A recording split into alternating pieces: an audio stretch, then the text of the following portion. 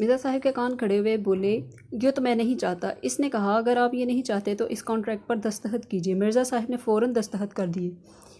جنگ کے زمانے میں حسن اتفاق سے دلی میں لاہور کے بیشتر ادیب اور شاعر ریڈیو میں یا دوسرے سرکاری محکموں میں جمع ہو گئے تھے۔ پطرس کی تحریک پر ایک محدود ادبی حلقہ قائم کیا گیا۔ ادبی حلقہ یعنی کہ ادبی جماعت قائم کی گئی، جس میں ڈاکٹر تاثیر، فیض احمد فیض، حامد علی خان، حمید احمد خان، چراغ حسن حسرت، محمود نظامی، غلام عباس، انصار ناصری وغیرہ شریک کیے گئے تھے۔ اچھا، اب ادھر بھی مختصر یہ جو ہے شعراء اور ادیبوں کے نام آئے ہیں۔ آپ نے ان کا تعارف بھی جو ہے نیچے سے ضرور سٹڈی کرنا ہے۔ ان پوائنٹس میں ان کا تعارف دیا گیا ہے، آپ نے ان پوائنٹس کو ضرور سٹڈی کرنا ہے۔ ہر مہینے اس کا ایک جلسہ ہوتا تھا، کبھی پطرس کے گھر پر اور کبھی ڈاکٹر تاثیر کے گھر پر۔ اس میں ایک مقالہ کسی ادبی موضوع پر پڑھا جاتا تھا اور اس پر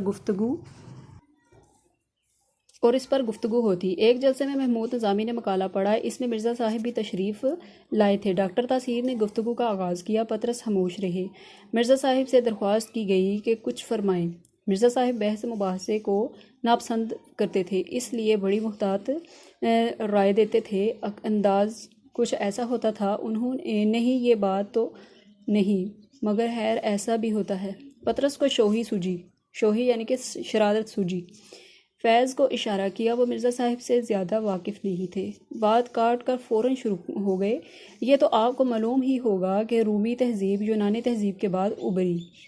اتنا تو ان کا کہنا اور مرزا صاحب کا جلال میں یعنی کہ غصے میں آ جانا۔ جی ہاں، میں یہ جانتا ہوں اور یہ بھی جانتا ہوں کہ پرانی تہذیبوں کی تاریخ کا ایک دریا تھا کہ عمڈہ چلاتا تھا۔ اس دن مجھے بھی اندازہ ہوا کہ مرزا صاحب کے سینے میں علم کی کتنی دولت بھری پڑی ہے۔ فیض پشیمانی سے بار بار مرزا صاحب کی طرف دیکھتے تھے، پشیمانی سے یعنی کہ شرمندگی سے۔ پطرس دل ہی دل میں ہنس رہے تھے کہ دیکھا اسے کہتے ہیں علم کا سمندر۔ ہم سب دم بخود ساکت بیٹھے۔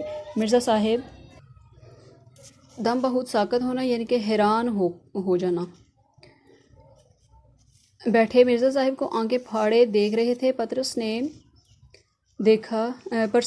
مرزا صاحب کے جلال کو ختم کرنے کے لیے فوراً چائے کا سامان رکھوانا شروع کر دیا اور ہدا کر کے مرزا صاحب کا جلال رفع ہوا یعنی کہ غصہ دور ہوا۔